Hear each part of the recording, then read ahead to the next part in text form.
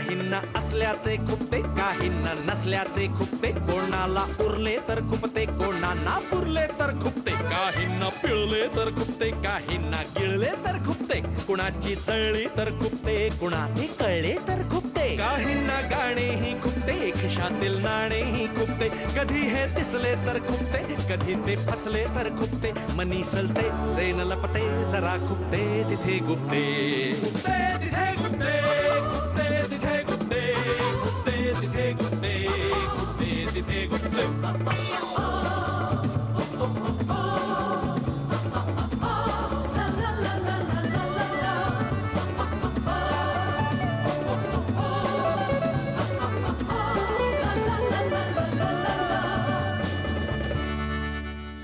मी अवधूत गुप्ते तुमच्या लाडक्या कार्यक्रमात कॉटन किंग प्रस्तुत खुपते तिथे गुप्तेमध्ये तुम्हा सर्वांचं स्वागत करतो आणि जोरदार टाळ्यांच्या गजरात स्वागत करूया निलेश मोहरीर आणि अभिजित खांडकेकरचं.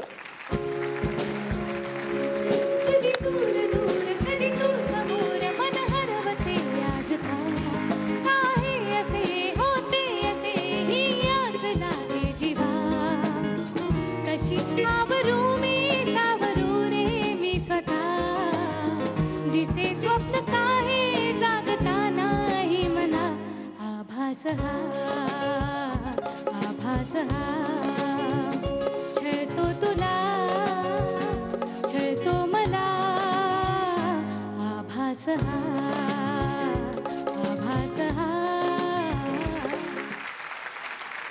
कॉटन किंग प्रस्तुत खुपते तिथे गुप्तेच्या ह्या भागामध्ये तुम्हा दोघांचं खूप खूप स्वागत. थँक्यू.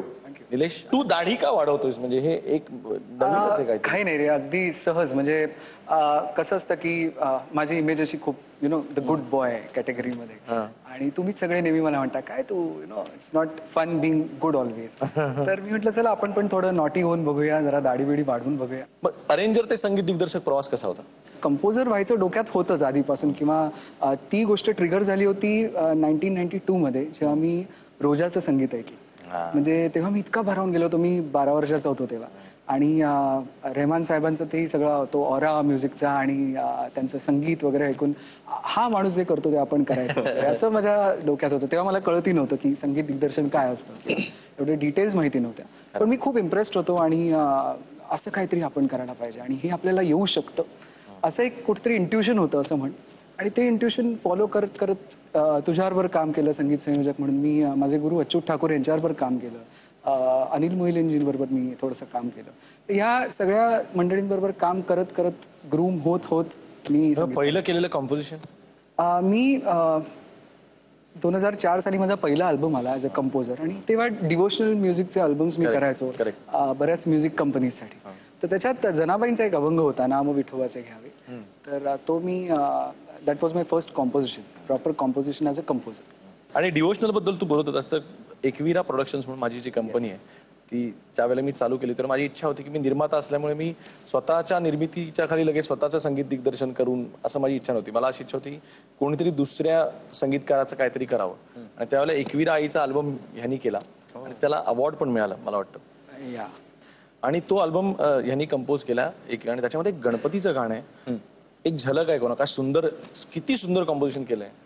तुझ्या पायी ठेवी माथा दूर होईशीण, तुझ्या माझ्या अंतराची आगळीच वीण, तूच सखा सोबती तू जीवीचा जिवारे, पाहतो तुला डोळे भरून गणपती देवारे, तूच आधी तूच अंत बाप्पा मोरया रे, बाप्पा मोरया रे, बाप्पा मोरया रे, बाप्पा मोरया मोरया मोरया रे, बाप्पा मोरया मोरया मोरया रे. क्या बात. तुला गंमत सांगतो, मी निलेशचं हे गाणं ऐकलेलं आहे आणि मला तेव्हाही ते भयंकर आवडलेलं होतं. मला निलेश आणि माझी जेव्हा ओळख झाली तेव्हा मी त्याला आधी सांगितलं की अरे मी तुला खूप आधीपासून ओळखतो, पण तुझ्या गाण्यांमधून ओळखतो. मला हे कधीच माहिती नव्हतं की हे निलेश मोहरीर नावाच्या संगीतकाराचं गाणं आहे. कारण तू पाहिलं असेल, नकळत असं होतं की निलेशची अनेक गाणी जी म्हणजे आय एम डॅम शुअर लोकांना ती गाणी आवडत असतील, पण त्याचा संगीतकार निलेश मोरिरे हे अनफॉर्च्युनेटली माहिती नाही आणि मी त्यांच्यापैकी एक आहे सिरियसली. मी असं ऐकलंय की मी लोकांच्या मोबाईलमध्ये राहतो वगैरे असं मला काही लोकांनी कॉम्प्लिमेंट दिले. म्हणजे माझी गाणी त्यांच्या मोबाईलमध्ये असतात. That's fine with me. म्हणजे कसं आहे माहितीये का की पर्सनल कनेक्ट होण्यापेक्षा हा कनेक्ट जास्त महत्वाचा नाहीये का. तरी पण माझं असं फार पर्सनल मत आहे की इतकं चांगलं काम तू करतोयस तर तुझं नाव आणि तुझा चेहरा लोकांना माहिती असायलाच हवा. पण तुझा देखील चेहरा म्हणजे हा चेहरा आवाज माहिती असणं पण चेहरा माहिती नसणं यातलं दुःख तुला फार पूर्वी कळलं का ज्यावेळेला तू आरजे होतास. दुःख नाही रे, सुख होतं ते. कारण आजकाल फार बरे कपडे घालून नीट राहून सगळ्यांसमोर मेकअप वगैरे करून यावं लागतं. रेडिओमध्ये इतकी धमाल होती. मी ऑलमोस्ट एक 3-4 वर्ष प्रायव्हेट FM मध्ये होतो आणि एक तो आनंद फार वेगळा असतो की जेव्हा लोकांना तुम्ही आवाजाने आणि नावाने माहिती असता पण जेव्हा मी प्रत्यक्ष समोर यायचो तेव्हा काहींना आनंद व्हायचा की अरे तुम्ही एवढे यंग आहात आणि काहींचा अपेक्षाभंग व्हायचा की अच्छा तू आहेस वगैरे. तर पण हे आरजे व्हायचं किंवा अभिनेता व्हायचं हे लहानपणापासून ठरवलेलं होतंस. त्यावेळेस असं काही फिक्स डोक्यात नव्हतं की ऍक्टिंग मध्ये यायचं की नाही. उलट मी ऍक्टिंगचा दोर सगळ्यात आधी कापला होता कारण हे फार अनस्टेबल फील्ड आहे म्हणून. आणि रेडिओचं फार ओघाओघानं झालं जेव्हा मी मासकॉम करत होतो पुण्यामध्ये. त्यावेळेला एका प्रायव्हेट FM ची RJ हंट होती आणि एक 1400-1500 मुलांमधून मी पहिला आलो आणि त्यांनी मला ट्रेनी म्हणून तिथे जॉब ऑफर केला. मला उत्तम स्टायपेंड मिळत होता आणि मजा यायला लागली कारण ते फील्ड पण खूप क्रिएटिव्ह आहे, फार वेगळं फील्ड आहे. आणि एन्जॉय करत करत रेडिओ काही काळ केलं, कंटाळा आला, मग अभिनयाकडे पुन्हा मोर्चा वळवला. तो तिथे पण एक कॉम्पिटिशन तुला भेटली ज्याचं नाव होतं महाराष्ट्राचा सुपरस्टार. हो. आणि मग त्यामध्ये परत एकदा ट्राय करण्यात आलं. महाराष्ट्राचा सुपरस्टार माझ्यासाठी फार चांगला प्लॅटफॉर्म ठरला आणि त्यामधून लोकांना अभिजित खांडकेकर हा कसा दिसतो किंवा कसं काम करतो हे दिसायला लागलं आणि हळूहळू सगळं सुरूच झालं. आणि मग त्यातनं एका दिग्दर्शकाला असं वाटलं की तुला घेऊन एक चित्रपट करावा. एक दिग्दर्शक आणि मग त्याच्यासोबत आता एक पहिला चित्रपट तुझा पूर्ण झालेला आहे. त्याचं नाव आहे जय महाराष्ट्र ढाबा भटिंडा. राईट. तर हे तुला त्यावेळेला वाटलं होतं का कधी की आपल्याला मध्ये एक सिरियल झाली अर्थात आणि मग ते कसं घडलं सांगणार लोक. नाही काय झालं, माझी या प्रियाला प्रीत कळेना सुरू झाली. ऑलमोस्ट 1 वर्ष 1 महिना ती मालिका चालली. त्या मालिकेतून लोकांनी माझं फार कौतुक केलं, त्या कॅरेक्टरचं फार कौतुक केलं आणि हे चालू असताना खरं तर माझ्या डोक्यामध्ये पुढचं काही येत नव्हतं कारण इतका धबडगा होता कामाचा. डेली सोप मध्ये मी फार बुडालो होतो, दिवस रात्र शूट चालू होतं. त्या दिग्दर्शकाला भेटायला सुद्धा मला वेळ नव्हता. तो मला बोलवत होता. अवधूत गुप्ते असं त्या दिग्दर्शकांचं नाव आहे, ज्यांना मी फोन केला होता आणि मला असं कळलं होतं की त्यांना एका नवीन नायकाच्या शोधात ते आहेत. मला आठवतंय आपण एक 2 तास गप्पा मारत होतो. तू तुझ्या आधीच्या प्रोजेक्ट बद्दल सांगितलंस, पुढच्या प्रोजेक्ट बद्दल ऍज अ फ्रेंड की जणू काही आपण अनेक वर्ष एकमेकांना ओळखतोय आणि मी खरं तिथेच रिलॅक्स झालो. त्यामुळे मला एक फार बरं वाटत होतं की चित्रपट मिळो न मिळो आपली अवधूत गुप्ते सारख्या फार चांगल्या माणसाची ओळख झाली आहे आणि हे तुझ्या शो मध्ये म्हणून नाही जेन्युइनली सांग. निलेश, एका संगीत दिग्दर्शका बरोबर किंवा एका संगीत दिग्दर्शकाच्या चित्रपटाची ज्यावेळेला ऑफर येते की संगीतकार म्हणून त्याला काय वाटतं नक्की. खूप प्लेझंट शॉक म्हणेन मी. प्लेझंट सरप्राईज नाही म्हणणार, it was a pleasant shock.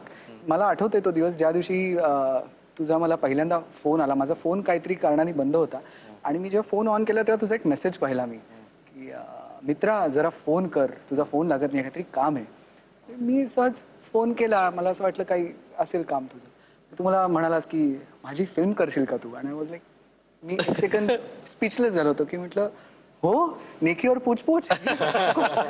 आणि खूप मला वाटतं this is a big compliment for me as a composer की एक established composer he becomes a established film maker आणि तो त्याच्या फिल्मचं म्युझिक मी करावं असं तो विजन ठेवतो. हे माझ्यासाठी खूप मोठी कॉम्प्लिमेंट आहे. So thank you so much. पण परत एकदा की ज्यावेळेला पंजाबी आणि मराठी असं फ्युजन असलेला चित्रपट असं म्युझिक करायचंय त्यावेळेला त्याच्याबद्दल काय वेगळी विशेष मेहनत घेतलीस. वेगळी तयारी म्हणजे मी थोडं पंजाब फोक अर्थात ऐकलं, जास्त क्लोजली ऐकलं की काय आहे. आणि मला वाटतं पंजाबचं जे संत काव्य आहे म्हणजे बुल्लेशाह आणि ते इतकं रे परिपूर्ण आहे किंवा कुठलंही संत काव्य मी जेव्हा बुल्लेशाह कंपोज करायला घेतलं किंवा जेव्हा मी त्या फ्रेजेस बघितल्या बुल्लेशाहच्या काय आहेत तेव्हा मला एक जाणवलं की ह्या मंडळींनी, संत मंडळींनी, कुठल्याही प्रांताच्या संत मंडळींनी सगळं काही आधी करून ठेवलंय. It is steel applicable today. म्हणजे आजही तुम्ही ते वापरू शकता, आजही ते रेलेव्हंट वाटतं. इतक्या म्हणजे बुल्लेशाह वॉज 1680, 1680 त्यांचा जन्म आणि पुढे त्यांचं कार्य.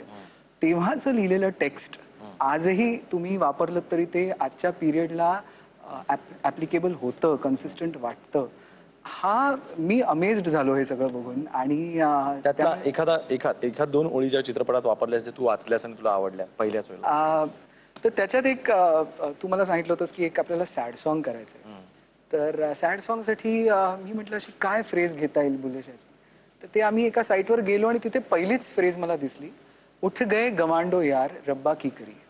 उठ गए गवांडो यार रब्बा की गवांडो करिये. म्हणजे माझा नेबर किंवा माझा शेजारी किंवा माझा जीवलग. हे बुलेशा परमेश्वराशी बोलतायत, ईश्वरीय शक्तीशी बोलतायत, but that is applicable to human relations as well. तर मी म्हणतो अरे वा काय लाईन आहे ही, याचा धागा घेऊन आपण काहीतरी करू शकतो. आणि मग ती लाईन मी कंपोज केली. उठ गए गवांडो यार रब्बा की करिए, उठ गए गवांडो यार रब्बा की करिए, हो रब्बा की करिए, हो रब्बा की करिए, रब्बा की करिए, हो रब्बा की करिए. उठ गए गवांडो यार रब्बा की करिए, हो रब्बा की करिए, हो रब्बा की करिए. अवखळ से स्पर्शते हरवले का असे, तू मला सांगना सांगना. दरवळती भोवते भास सारे तुझे का असे, सांगना सांगना. गुरफटला जीवा सोडवू मी कसा, तुम्हाला सांगना सांगना. अवखळसे स्पर्शते हरवले का असे, तुम्हाला सांगना सांगना. आणि काय चित्रित झालंय गाणं. वा वा वा. मला अजून ही गाणी सगळी ऐकतो तर मला असं सारखं याच सीझन मध्ये 1 वर्ष झालं जवळपास आपण शूटिंग करू. आपण त्यावेळेला पंजाब मध्ये होतो. प्रचंड थंडी होती आणि तुम्ही दोघ जण मेकअप मध्ये खूप सुंदर दिसत होतात. हे दोघ जण वरनं आठवलं, हिरोईनचं नाव काय हो तुमच्या? तेवढं जरा मी नाही सांगू शकणार. कोण कोण नटी आहे कोण? नाही आहे, छान आहे, खूप सुरेख दिसायला आहे, पण मला नाव नाही सांगता येणार. याला काय अर्थ आहे? हे बघ काय, थोडेसे दिवस राहिलेत रिलीज साठी, त्यामुळे तेवढा एक सस्पेन्स ठेवलाय असं समज. काय कसलं प्रोडक्शन हाऊस आहे, कसला दिग्दर्शक आहे, हिरोईनचा चेहरा दाखवत नाही, हिरोईन कोणी नाव सांगत नाही. हे पटलेलं नाही. फार नाही, थोडंच थांबायचं. हे आम्हाला खूपतं, हे आम्हाला खूप. अभिजित, आजवरच तुझं खुपणं म्हणजे चित्रपट क्षेत्रामध्ये येताना, आरजे रेडिओमध्ये असताना आणि एकंदरीत समाजातलं ह्याचं सगळ्याचं मिळून तुझं खुपणं. समाजातलं एक खुपणं आहे जे मला माहिती नाही बरोबर आहे नाहीये, पण मला ना धार्मिकतेच्या नावाखाली आपल्याकडे फार जो बाजार मांडून ठेवलाय काही ठिकाणी ते भयंकर खुपतं. म्हणजे मी जेव्हा एखाद्या देवीचं दर्शन घ्यायला एखादा गड चढून जातो आणि माझ्या आईला, माझ्या आजीला कुणाला तरी एक साडी प्रसादाची म्हणून हवी असते, तर ती फक्त पायाला लावून घ्यायचेच काही अमुक रुपये, किंबहुना पटापट तिथे लोकांना ढकलणं. मुंबईतल्या सिद्धिविनायक मी जातो तर मला तिथला भावच नष्ट झालेला, व्हेरी सॉरी टू से, पण असं वाटतं रे. मग तो गणपती बाप्पा मला दिसतच नाही, मला दिसते ती गर्दी, त्यांना लोटणारे तिथले स्वयंसेवक. आणि मान्य आहे की मुळात गर्दी इतकी होते तिथे की प्रत्येकाला इंडिव्हिज्युअली एवढा वेळ देता येणं सुद्धा शक्य नाहीये. पण मध्यंतरी एक चित्रपट आला होता ओ माय गॉड नावाचा, आणि मला भयंकर पटलं त्यांनी जे सांगितलेलं, आणि हेच माझं खुपणं होतं. आणि ती वेदना अशी त्याच्यातून ठसठसून बाहेर आली असं म्हणायला हरकत नाही. पण आपण देवाला चालतं या नावाखाली लाखो लिटर तेल, लाखो लिटर दूध, कोट्यावधी रुपये हे जे वाया घालवतो तिथे. अगदी शिर्डीच्या संस्थानाबद्दल जरी म्हणायला गेलं तरी ज्या माणसानं आयुष्यभर फकीर बनून राहण्यामध्ये पूर्ण आयुष्य त्याचं घालवलं, त्याला फार सोन्यानं आपण मढवतोय. पण बाहेर शिर्डी गावामध्ये अनेक गोष्टी अशा आहेत ज्या तुम्हाला जाताना जाणवतात. रस्ते धड नाही आहेत तिथे, किंवा कदाचित काही भाविक निवास काही लोक करतायत प्रयत्न, नाही असं नाही, पण इतका कोट्यावधी रुपये असताना त्या मूर्तीवर तुम्ही जो काही खर्च करताय तो मला पटत नाही. मग अशा ठिकाणी मला हात जोडावेसे पण वाटत नाही. मग मला एक माहिती की तुम्ही जर मनापासून नमस्कार करत असाल तर तो त्या देवाला, त्या बाबांना बरोबर पोहोचत असतो. मग त्या ठिकाणी पण जायची गरज नसते. तर समहाव माझा या बाजारू गोष्टींवर फार रोष आहे आणि ते फार खुपतं मला मनापासून. निलेश, तुझ्या खुपण्याकडे येऊयात. सिरियलची टायटल्स चांगली करणारा संगीतकार, अशा काही गोष्टी खुपतात का? टायटल सॉंग्स मी जास्त केलेत अर्थात, पण त्याच्या मागे एक कारण आहे की मला स्वतःला एक कंपोजर म्हणून टायटल सॉंग हा जॉनर खूप चॅलेंजिंग वाटला आणि म्हणून मी ती कामं जास्त स्वीकारली. फिल्म्स स्वीकारल्या नाहीत वगैरे असं काही नाहीये, बट फिल्म्सच्या बाबतीत I have been very careful की मी अशाच फिल्म्स केल्या जिथे मला माझ्या म्युझिकला डिग्निफाईड वेने ट्रीट करणारा दिग्दर्शक आहे का, किंवा मुळात तो सेटअप चांगला आहे का, कथा चांगली आहे का, हे सगळं बघून मी निवडक फिल्म्स केल्या. त्यामुळे I till date I have done 10 odd films आणि त्यामुळे लोकांना असं वाटतं की मी फक्त टायटल सॉंग्स करतो किंवा असं एक इमेज आहे.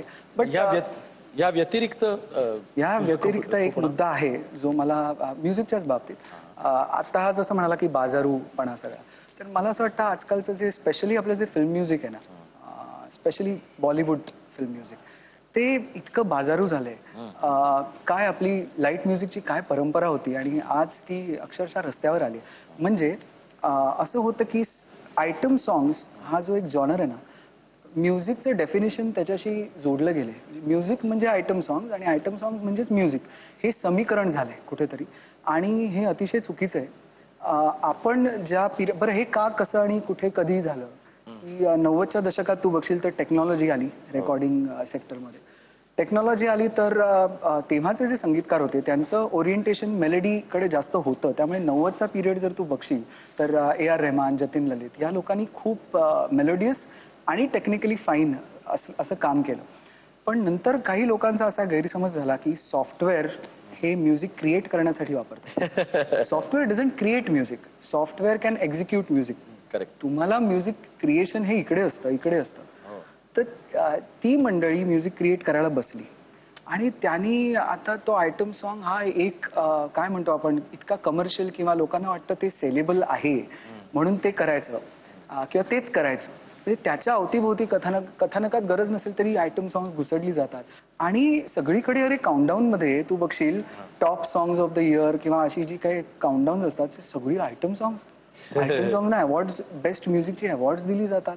बरं, हे सगळं खुपावं का, मुळात हा प्रश्न आहे. कारण का अशा सगळ्या चिखलामध्ये माझ्यासारखा संगीतकार जर चांगलं काम करत असेल तर मी चिखल्यात कमळ म्हणून मी ऑब्व्हियसली वरती येतो किंवा उठून दिसतो. त्यामुळे माझ्यासाठी फायद्याची गोष्ट आहे की आजूबाजूला जर वाईट काम चाललंय तर I shouldn't even talk about it, कारण का त्याचा इनडायरेक्टली फायदा मला होणार. बरोबर. पण याच्यामुळे होतं काय ना की संगीत मागे पडतं आणि ते मला कुठेतरी खुपतं. संगीत पुढे झालं पाहिजे आणि ते पुढे नेणारे हात जास्त, 1-2 लोकांनी फक्त चांगलं काम केलं आणि बाकीच्यांनी काय वाटेल ते केलं असं होणार नाही, असं होऊ नये असं मला वाटतं. आपण पुन्हा एकदा थोडंसं भटिंडाकडे येऊया आणि भटिंडामध्ये तुला भटिंडा करताना खुपलेला दिग्दर्शक, खुपलेले सहकलाकार, खुपलेली लोकेशन्स, या सगळ्या खुपण्याबद्दल सांगा मला. 1-2 वेळेला जरा खुपलेलं मी ऑनेस्टली आता तुला सांगतो. अगदी सांग. काय होतं, तू त्या एका फ्लाईट मध्ये गेलास ना, डिरेक्टर आज हे करूयात ते करूयात, त्यामुळे एकदा ते छान तुझा ब्रेकफास्टची प्लेट तुझ्या समोर आल्यानंतर मग तू आता काय राहुल जाधव आणि हिरो सांभाळून घेतील, आता आपण सगळं त्याला एक्सप्लेन केलेलं आहे. पण 1-2 वेळेला मी तुला विचारूनही तू मला तो सीन फार डीप जाऊन समजावलायस असं तुला वाटलं, पण ते तेवढं नव्हतं. मी जरा कन्फ्युज होतो एकदम सीनच्या वेळेस आणि म्हणून मी तुला सारखं विचारत होतो तुला हवं ते मिळालंय ना, म्हणजे ठीक आहे ना, म्हणजे हे बरोबर होतं ना. But at the end of the day Wien you were convince, तेव्हा मला काही हे नव्हती आणि माझ्या मते तुला हवं तेच काम आमच्याकडून निघत असावं. अरे नाही, माझा प्रॉब्लेम काय होता, तू माझ्याबद्दल तर खूप सांगितलं आणि खरं सांगितलं म्हणून सांगतो की मला ना एक गोष्टीबद्दल आपण दिग्दर्शक विचार करत असतो की आपण हे असं करू आणि त्याच्यानंतर मी कुणाशी तरी बोलतो, असिस्टंट डिरेक्टर्स मधल्या कोणाशी तरी, आणि असं मला वाटतं की मी ते सगळ्यांशीच बोललोय आणि मग नंतर मी याला सांगतोय तुला सांगितलं ना मी असंच करायचं. बरोबर करतो. नाही सांगितलं तुम्हाला, त्याला सांगितलं. अभिजित, तू एक यशस्वी मालिका झी मराठीच्या माध्यमातून लोकांपर्यंत पोहोचवलीस, ती म्हणजे माझी या प्रियाला प्रीत कळेना. डेली सोपमध्ये काम करणाऱ्या अभिनेत्याचं, त्यातून नव्या आलेल्या एका अभिनेत्याचं खुपणं काय असतं? नव्या अभिनेत्यासाठी खरं तर पहिला डेली सोप, तुमची पहिली मालिका हा खरं फार सुखद अनुभव असायला हवा प्रत्येक वेळेला. पण आजकाल मला असं जाणवलंय, जो एक दीड वर्ष मी डेली सोप मध्ये होतो आणि तिथला सगळा अनुभव घेतला, तर बऱ्याच गोष्टी या प्रोडक्शन हाऊस कसं आहे यावर डिपेंड असतात. हा प्रकार मी असा ऐकून होतो की हिंदीमध्ये जास्त आहे, पण समहाव तो मराठीमध्ये कदाचित मी ज्या प्रोडक्शन हाऊस बरोबर काम केलं आणि ते हिंदी मालिकांमध्ये काम करणारे काय खंदे प्रोडक्शन हाऊस असं मानलं जातं, एक मुख्य प्रोडक्शन हाऊस. तर तो नकळत एक असा प्रकार तिथे मला जाणवला की तुम्हाला फार एक वस्तू म्हणून ट्रीट केलं जातं. वेळा कामाच्या अत्यंत वेडसर असतात. त्यानंतर तुम्हाला मानधन जे सुरुवातीला एक न्यू कमर म्हणून असतात, तर आविर्भाव असा असतो की आम्ही तुम्हाला चान्स देतोय, आम्ही उपकार करतोय तुमच्यावर. बरं, मला एक सांगायला आवडेल ज्यांना या पूर्ण चक्राबद्दल विशेष माहिती नाहीये, प्रोडक्शन हाऊस आणि चॅनल या दोन वेगळ्या गोष्टी आहेत. बरोबर. प्रोडक्शन हाऊस हे चॅनलला एक प्रॉडक्ट देत असतं, त्यामुळे जर माझे हाल तिथे होत आहेत किंवा मला चांगली वागणूक मिळतेय, तर त्यामध्ये चॅनलचा हात असेलच असं नाही आणि शक्यतो नसतोच. कारण त्यांनी एक कॉन्ट्रॅक्ट दिलेला आहे एका प्रोडक्शन हाऊसला, आणि ज्याचा एक सॅडली मला काही अनुभव आला. 36 तास आम्ही सलग काम करायचो. माझ्या डोक्यात एकदा रात्री 3:30 वाजता एक कटर स्टँड पडला, भळाभळा रक्त वाहायला लागलं, आणि ज्या आमच्या सोकॉल्ड तेव्हाच्या दिग्दर्शकांना दारूची बाटली पॅकअप नंतर दरवेळेस पोहोचत असे, जे 12वे डिरेक्टर, खरं तर वर्षभरात 12 डिरेक्टर बदलले गेले, आणि त्यांना बरोबर वेळेत मग कुठेही शूट चालू, सकाळी 7 वाजता सुद्धा एक बाटली बरोबर मिळायची. त्यांना माझ्या त्या जखमेसाठी एक टिटॅनसचं इंजेक्शन 20 रुपयाचं आणता येईना. तर मग एक माणूस म्हणून मला इतकं तिथे क्षुल्लक असल्यासारखं फिलिंग आलं. आणि यामध्ये पुन्हा एकदा तुमच्या त्या कॅरेक्टरला जगणं किंवा ते लोकांना त्याच पद्धतीनं दाखवणं हे थोडं अवघड असतं. तर या सगळ्याचा एक कडू अनुभव सुद्धा मी घेतला, पण तेवढंच या मालिकेने मला भरभरून दिलं. म्हणजे मला त्यामध्ये तक्रार करण्यासारखं आतापर्यंत काही नव्हतं, कारण ते मी सिलेक्ट केलेलं फील्ड होतं. त्यामुळे मी यांना दोष देत जाणार नाही. पुढे सुद्धा मला टेलिव्हिजन खूप करायचंय, याच क्षेत्रात काम करायचंय. पण या काही गोष्टी जर कमी झाल्या आहेत त्याला, तर मला फार बरं वाटेल की सगळेच कलाकार जे एक कलाकार म्हणून काम करायला हवं, ते लेबर म्हणून जे काम काही ठिकाणी करून घेतलं जातं ते फार खूपतं. निलेश, तू देखील विविध दिग्दर्शकांबरोबर काम केलेलं आहेस. तुला कधी असं झालंय का की तुझ्या समोरचे दिग्दर्शक निर्माते म्हणलेत की आम्हाला असंच पाहिजे किंवा असं काम पाहिजे, इतक्या वेळातच पाहिजे, की जे तुला करताना खूप त्रास झाला? असं कधीतरी झालेलं आहे. मी अर्थात नाव घेणार नाही, पण काही निर्माते किंवा काही दिग्दर्शक असं एखादं बॉलिवूडमधलं कुठलं गाणं हिट झालं किंवा आता त्याच्यात एखाद्या प्रोडक्टचं जर नाव असेल, म्हणजे उदाहरणार्थ बाम किंवा गम, स्टिकिंग गम वगैरे, आजकाल अशी गाणी चालतात ना बॉलिवूडमध्ये, तर मग तसं करायला सांगतात. आणि मग एकदा मला एका निर्मात्याने विचारलं होतं, असं कुठलं प्रोडक्ट आहे जे आपण गाण्यात वापरू शकतो? तर मग मी त्यांना 2 उदाहरणं दिली. म्हटलं, बघा तुम्हाला कसं वाटतंय, हवाबाण हरडा चालेल किंवा मग इसबगोल? युनिक आहे ना, याच्यावर कोणीच केलं नाहीये.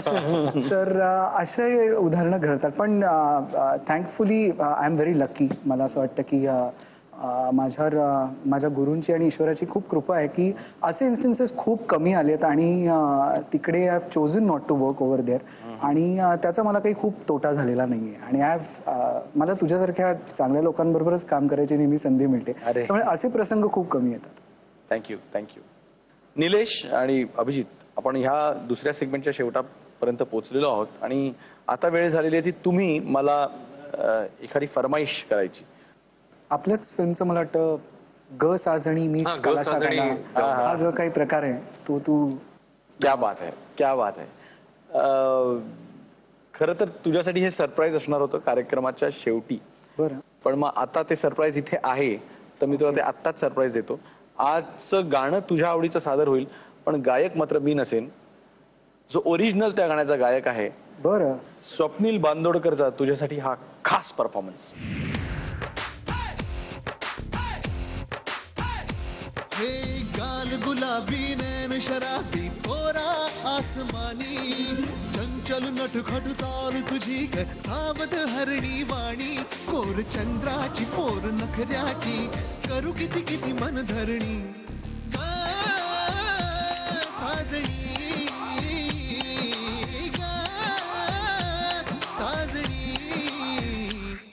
माझ्या मुलखाची माझ्या देशाची सांग होशील का ग राणी माझ्या मुलखाची माझ्या देशाची सांग होशील का ग राणी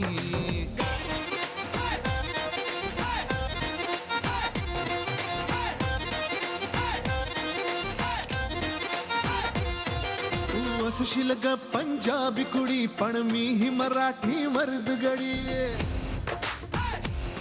तू असशील ग पंजाबी कुडी पण मी मराठी मर्द गडी स्वप्नांवर आरूढ होईन मी ते काळीज चोरून नेन मी दिन रात जीवा बेचैन करी तो ध्यास तुझा ग होईन मी तो ध्यास तुझा ग होईन मी अन श्वास तुझा ग होईन मी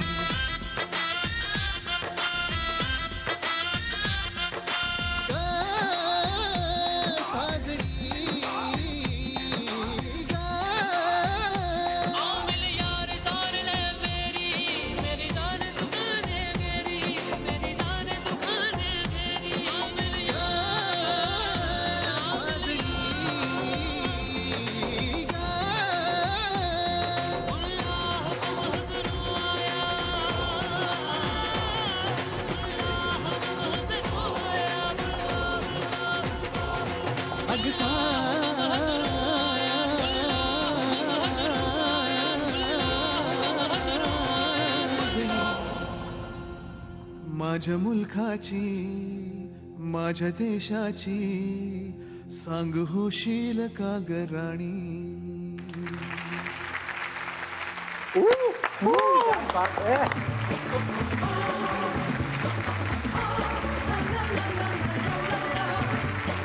मस्त गायलास मस्त गायलास. निलेश कसं काय गाणं? अरे अमेझिंग. म्हणजे काय, मला जेव्हा कुठलंही असं स्पेशल गाणं सुचतं तेव्हा मला पहिली याची आठवण येते.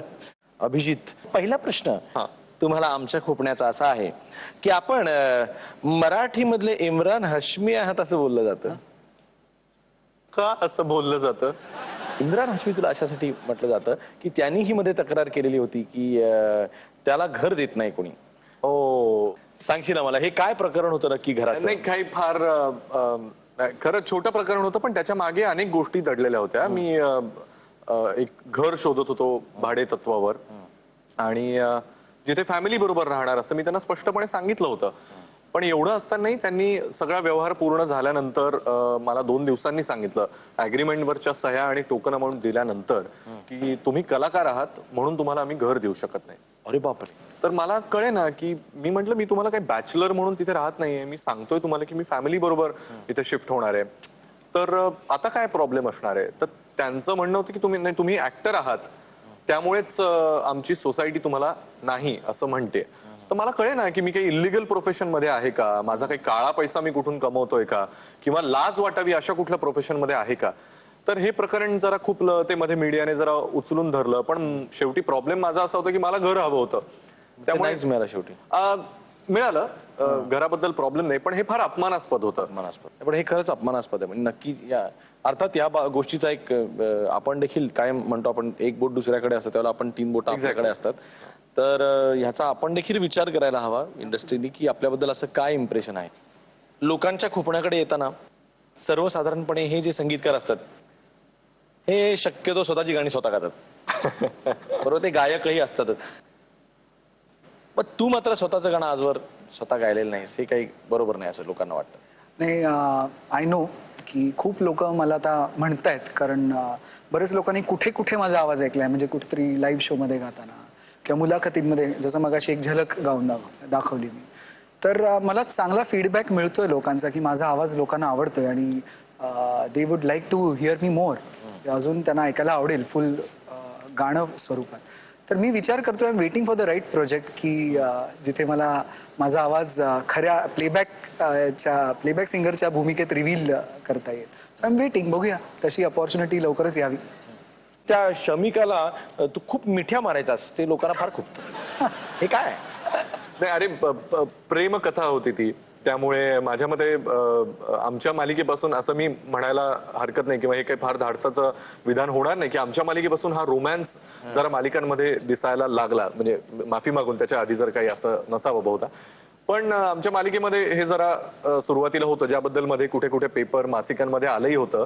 आणि एक गमतीदार सिच्युएशन तुला सांगतो. अरे कसं असतं, पहिली मालिका, घरच्यांना खूप कौतुक असतं, आजूबाजूचे नातेवाईक, अहो आमच्या खांडकेकरांचा मुलगा वगैरे. आणि कधीतरी माझं नाशिकला जाणं व्हायचं, कारण या धबाडक्यात वेळ नाही मिळायचा. एकदा मी गेलो, आमचे बाबांचे जवळचे मित्र आणि आमचे जवळचे नातेवाईक असे एक 8-10 लोक घरी जमले आणि म्हणाले चला आज आम्हाला अभिजितच्या उपस्थितीमध्ये त्याचा एपिसोड बघायला मिळणार आहे. आणि नेमका तो एपिसोड होता भयंकर रोमॅन्सने भरलेला. म्हणजे मिठ्या म्हणजे फार काही नसायचं रे, नुसतीच मिठी मारायचो, कारण आमचं भयंकर प्रेम होतं, त्या व्यक्तिरेखा आम्ही साकारत होतो. आणि सगळा एपिसोड आमचं एकमेकांवर किती प्रेम आहे हे दाखवण्यात गेला.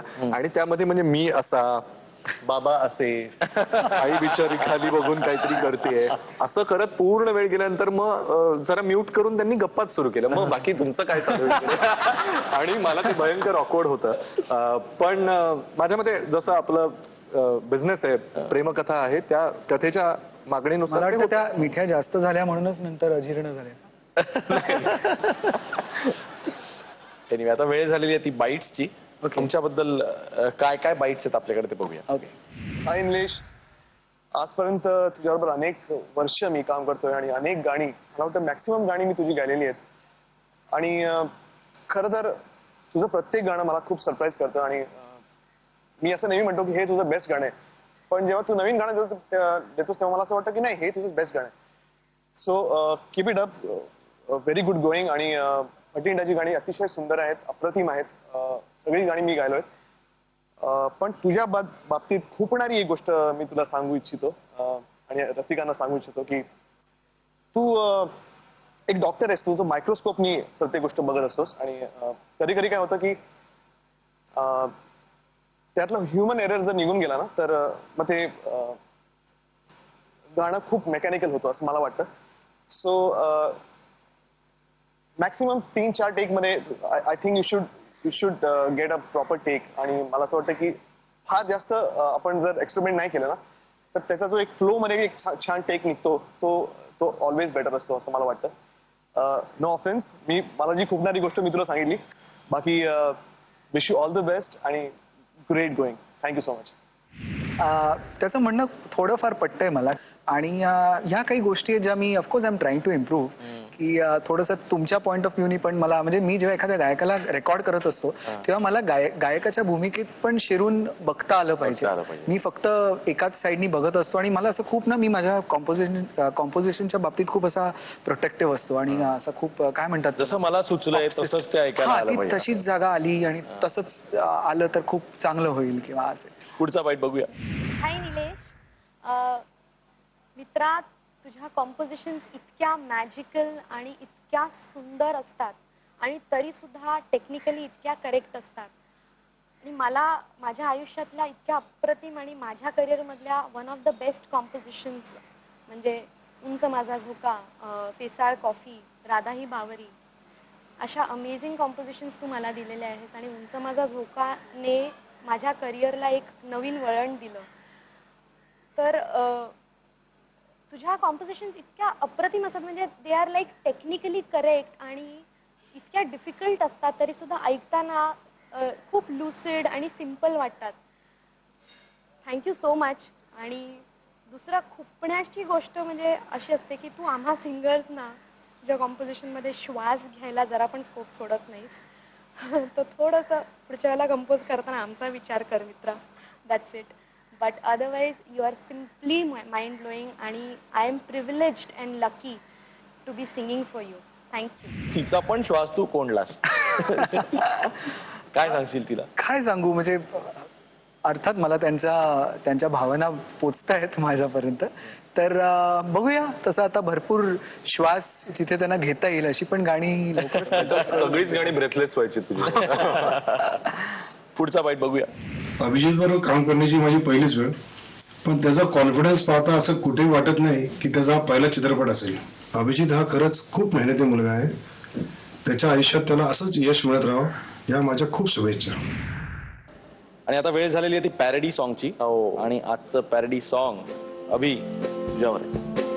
पाहून तुझे सारखे डोळे गंभीर बापरे, उगाच बुवया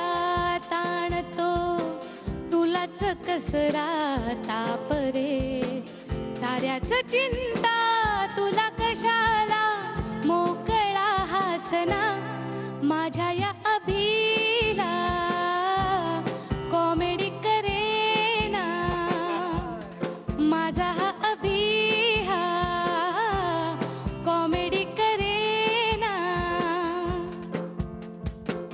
तरुणीना तर हवा हवा तू अजून मोठा स्टार होऊन भुवयाने मी वर घेऊन पुन्हा पुन्हा भेटना सांगा या अभिला कॉमेडी कराया सांगा या अभिला कॉमेडी कराया. अरविंदजी, तुम्ही जय महाराष्ट्र भटिंडा लिहिलेला आहेच, तर त्यामुळे असंच एक आता एवढं जर तुम्ही माझ्यासाठी पॅरडी गाणं लिहिताय तर एक कॉमेडी पिक्चर लिहा ना मग. त्याला म्हणतात तिथल्या तिथे हिशोब संपवला. तिथल्या तिथे. शाबास. लोक हो असे अजून एक दोन हिशोब आहेत जे तिथल्या तिथे संपण्याची शक्यता आहे. असे प्रश्न मी काढलेले आहेत. वेळ झालेली आहे ती रॅपिड फायरची. निलेश, आवडतं टायटल सॉन्ग उंच माझा झोका की राधा ही बावरी? उंच माझा झोका. बायकांना आवडणारी गाणी करण्यासाठी काय करावं लागतं? बायकांच्या तालावर नाचावं लागतं का बायकांच्या सुरात सूर मिसळावा लागतो? बायकांच्या तालावर नाचावं लागतं. To be frank, to be honest. कोणता संगीतकार फक्त दिसायला इनोसंट आहे? अवधूत गुप्ते का निलेश मोहरीर? निलेश मोहरीर. अरे नाही. आवडती गायिका जान्हवी प्रभू अरोरा आय न्यू की नेहा राजपाल? जान्हवी. नेहा, तुझं FB स्टेटस वाचायला मला फार आवडेल. नाही रे नेहा पण बट उत्तर मिळालं.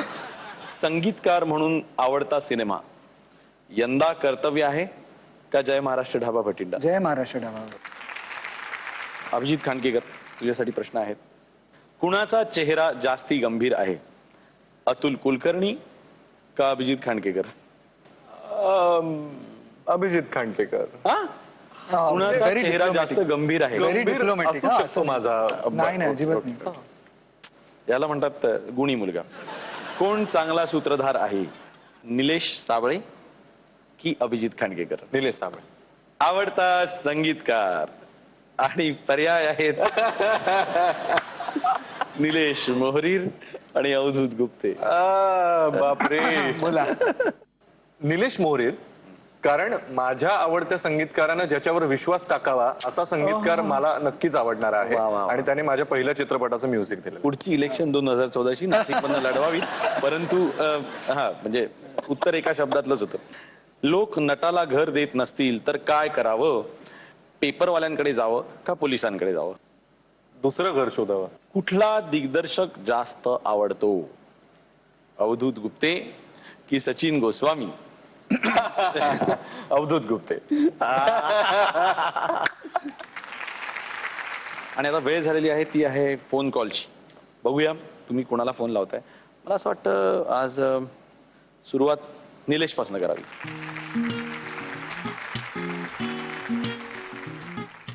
Hello. Yeah can I talk to the Mozart of Madras please? संगीतकारांचे रजनीकांत आहेत का? अच्छा, आपणच बोलताय का? Hello sir, good evening, how you? गेली 20हून अधिक वर्ष मला वाटतं तुम्ही 100हून जास्त चित्रपटांना इतकं वैविध्यपूर्ण आणि इतकं दर्जेदार संगीत दिलंय. त्याच्यामुळे फक्त भारत देशच नाही तर सगळ्या जगाला वेड लागले. त्यासाठी तुम्हाला 100हून अधिक राष्ट्रीय व आंतरराष्ट्रीय मानाचे पुरस्कार मिळालेत, ज्यात ग्रॅमी आणि ऑस्करचाही समावेश आहे. तुमचं संगीत हे कला आणि तंत्रज्ञान याचं एक खूप परिपूर्ण आणि सुंदर मिलाप आहे असं मला नेहमी वाटतं. जी किमया स्वररचनेतून करता येते किंवा जे फ्रेझिंगमधून आपल्याला दाखवता येतं त्या सगळ्या गोष्टी तुम्ही तुमच्या साऊंडमधून देखील दाखवता, हे विशेष. आणि हे खूप कठीण असतं, सगळ्यांना नाही जमत ते, आणि ते तुम्ही सातत्याने करत आलेला आहात. तुमचं संगीत नेहमी काळाच्या पुढे आपण म्हणतो की अहेड ऑफ टाईम आहे. अहेड ऑफ टाईम असूनही तुम्ही जेव्हा एखादी पिरियड फिल्म करता, लगान, जुबेदा किंवा जोधा अकबर, तेव्हा 100, 150, 200 वर्ष आम्हाला मागेही घेऊन जाता. हे कसं काय जमतो तुम्हाला? आणि इतकं सगळं असून तुम्ही इतके शांत, इतके लाजाळू, मीडियासमोर येऊन सतत लोकांच्या नजरेत राहणे किंवा इंडस्ट्रीतल्या पेस्ट्री पार्टीजमध्ये मिरवणे, हे तुम्ही कधीच करताना दिसत नाही. तुम्ही बिझी असता तुमच्या स्टुडिओमध्ये, तुमच्या लाखो करोडो फॅन्ससाठी गाणी बनवण्यात तुम्ही मग्न असता. तुमच्या संगीतामुळे मला माझ्यात दडलेल्या संगीतकाराची जाणीव झाली आणि त्यामुळे मी पण थोडाफार तुमच्याच सारखा स्वभाव आहे असं म्हणेन मी माझा, जे मगाशी या लोकांनी रिव्हील केले. तर तो स्वभाव तिथून आले आणि त्याचं अजून एक कारण आहे की आपली बर्थ डेट सेम आहे. आणि तुम्हाला या गोष्टीचा किती आनंद झालाय माहिती नाही, पण मागच्या वर्षी तुम्हाला तुमची एक ओझरती भेट घडली, तो क्षण माझ्यासाठी अविस्मरणीय होता. आणि ही फॅक्ट जेव्हा मला कळली की we share the same birthday, तेव्हाही मला अतिशय आनंद झाला होता. आणि तुम्ही असंच चांगलं संगीत देत राहा आणि आम्हाला कायम इन्स्पायर करत राहा. Thank you so much for all your musical work mister A.R. Rahman. Thank you so much. क्या बात. थँक्यू. क्या बात. थँक्यू. सुपर. मी अशी रिक्वेस्ट करतो की एक रेहमानचं एखादं गाणं. कुन फाया कुन कुन फाया कुन फाया कुन फाया कुन फाया कुन फाया कुन. जब कहीं पे कुछ नहीं भी नहीं था, वही था वही था वही था वही था. जब कहीं पे कुछ नहीं भी नहीं था, वही था वही था वही था वही था. कुन फाया कुन कुन फाया कुन फाया कुन फाया कुन फाया कुन फाया.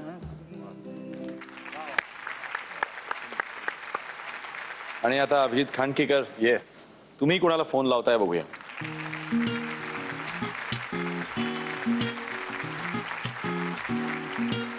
हॅलो सर, नमस्कार. तुम्ही सर फार ग्रेट काम करून गेला. तो तुम्ही जी स्वप्नाळू दुनिया क्रिएट करायचा तुमच्या चित्रपटांमधून, आम्ही सगळे त्या 3 तासांसाठी का होईना आमची दुःख थिएटरच्या बाहेर टांगून आलेलो असायचो. मग ते तिकीट भले 30 रुपयाचं असो, 35 रुपयाचं असो, 10 रुपयाचं असो, प्रत्येक माणसाला, कानाकोपऱ्यात बसणाऱ्या माणसालाही तुमच्या चित्रपटातली कॅरेक्टर्स बघून तेवढाच आनंद व्हायचा आणि एका वेगळ्याच दुनियेत गेल्यासारखं वाटायचं. वाईट फक्त एका गोष्टीचं वाटतंय की तुम्ही ज्यांना स्वित्झर्लंड दाखवलं, तुम्ही ज्यांना पॅरिस दाखवलं, तुम्ही ज्यांना युरोप दाखवलं, अशा तुमच्यासारख्या स्वप्न विकणाऱ्या माणसाचा मृत्यू हा एका क्षुल्लकशा डासामुळे व्हावा. फार वाईट वाटलं त्या दिवशी. पण सर, आज एका खास कारणासाठी फोन केलाय. आमच्या मराठी इंडस्ट्रीतला हा प्रेमकथेचा आणि तो सुद्धा एका ग्रँड, एका मोठ्या प्रेमकथेचा प्रयत्न आमच्या अवधूत गुप्ते सरांनी केलाय.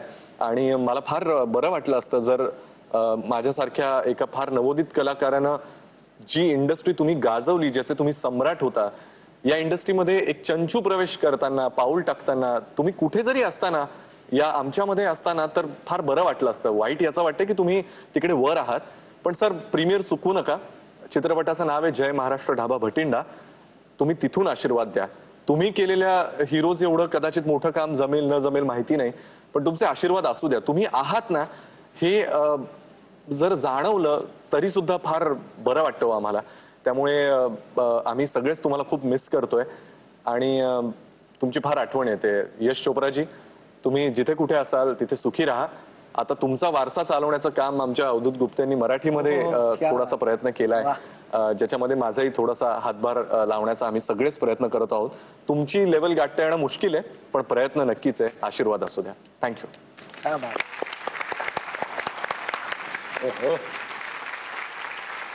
काय गोड फोन लावला असेल. खरंच आहे, खरंच आहे. खूप छान गप्पा झाल्या आणि माझी खात्री आहे की गुप्ते तिथे गुप्तेच्या माध्यमातून मी सर्व रसिक मित्रांना अशी विनंती करतो की येत्या 14 फेब्रुवारीला रिलीज होणारा जय महाराष्ट्र ढाबा भटिंडा हा चित्रपट आवर्जून चित्रपटगृहामध्ये जाऊन बघा. अशी गळ मी माझ्या वतीने तर घालतो आहेच, पण शिवाय एक हँडसम हिरो आणि एक अतिशय गुणी संगीतकार देखील तुम्हाला हीच विनंती करतायत आज. आणि तुम्ही दोघं जण आज आलात, थँक्यू व्हेरी मच. थँक्यू. इथून जाण्याआधी आमचे प्रायोजक कॉटन किंग तर्फे तुम्हाला एक सदिच्छा भेट.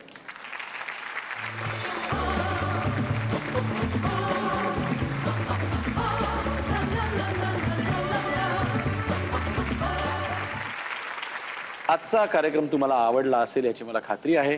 पुढच्या येणाऱ्या भागांमध्ये देखील आपण काही अशाच इंटरेस्टिंग लोकांना भेटणार आहोत. पाहत राहा तुमचा लाडका कार्यक्रम कॉटन किंग प्रस्तुत खुपते तिथे गुप्ते. आणि आजचा कार्यक्रम गोड संपवताना ह्या जय महाराष्ट्र ढाबा भटिंडाचंच एक गाणं सादर करणार आहेत स्वप्नील बांदोडकर आणि जान्हवी प्रभुवर. किती रोखले किती बांधले कितीदा तरी समजावले, किती रोखले किती बांधले कितीदा तरी समजावले. धुडकावनी बंधने तुझ भेटया मी धावले मी धावले मी धावले. येता जुळून रेशीम बंध जुळती नवीन ही नाती, येता जुळून रेशीम बंध जुळती नवीन ही नाती. रोखू कसे मी स्वतःला मन राहिली नाही हाती. नकळे कधी मन गुंतले मन गुंतले.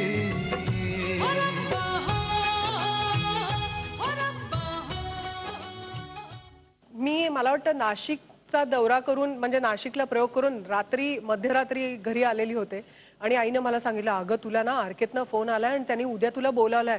आणि मी मनामध्ये म्हणते म्हणजे I come from such a simple family. म्हटलं आई माझ्या वॉर्डरोब मध्ये काही कपडे पण नाही येत, आता मी काय करू, म्हणजे how do I present myself in RK. एवढंच तुला म्हणेन की ते तो माझा गाढवपणा होता, तो करायला नको होता.